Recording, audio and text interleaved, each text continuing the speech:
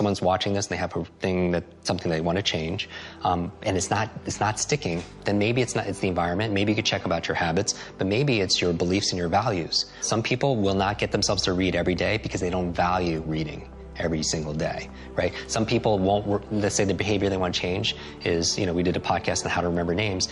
I could teach them step by step on how to remember the name of most people that they meet, yet they won't do it because they don't value it, or because that's not important to them, or they don't believe that they can, right? Just like we talked about earlier, saying your brain is like a supercomputer, and your self-talk is a program it runs. If you tell yourself you're not good at remembering names, you will not remember the name of the next person you meet because you program your supercomputer not to. They don't have a belief that enables that. So when I say all behavior is belief-driven, if you want to do this behavior, whatever it is, journal, whatever it is, then you need a belief that allows that to happen, because that's the program that allows it. So how do you get that belief? Because you're going to feel like you're faking it.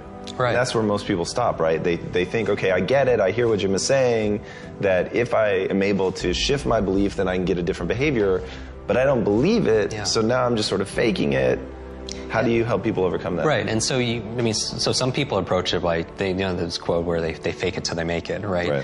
So my thing with belief is, like when I do trainings in groups or online, my favorite way of changing a belief is getting them to do something they never thought they could do, because it opens up another possibility. Like what? So for example, in 1954, Roger Bannister, he broke the 4-minute mile, right? And so, which is amazing, right? Throughout human history, nobody could run a mile in less than 4 minutes. Now, if you look into it, how he was able to do it is he would visualize himself crossing the finish line, looking at the clock, and it says 3:59.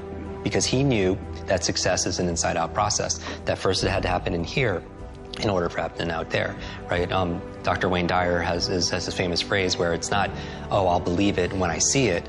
It's like, I'll see it when I believe it, because it's the opposite, right? And so I always like modeling the outliers, where most people kind of dismiss them. I was like, well, what's going on there that allows this person to get this kind of result, right?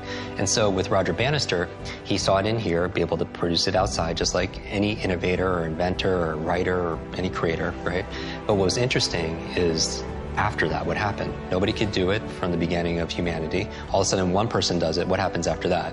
Everybody. Yeah, everyone starts doing it. And so that's the thing. Now, what happened? Was there a big change that year in, training methodology and nutrition? Or no, it was a change of belief, right? Because the belief back then was, if you ran a mile in less than 4 minutes, not only would you die, it was your heart would explode in your chest.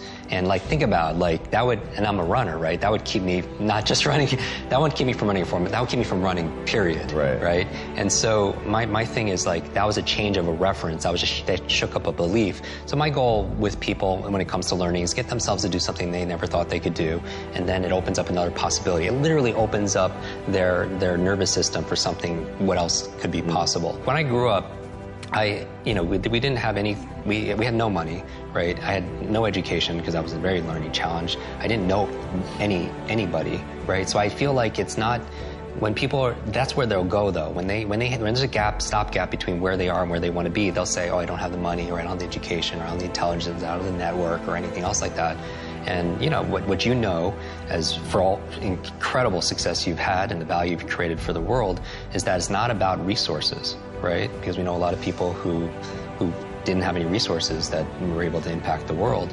It's about our internal resources. And what I'm saying is optimizing our environment, optimizing our behaviors, our capabilities, our beliefs and our values, and our identity, right? At the highest level, our identity, because you can't just change your belief or your values or your behavior even if you don't believe you're that kind of person. That's why I kind of always go to the superhero mythos, because I want people to claim that identity. I call it the superhero you, that version of ourselves, that we're not waiting for Superman or Batman or Wonder Woman. It's like, you are Wonder Woman, you are Batman, you are Superman. It's just we have to commit ourselves to be able to unleashing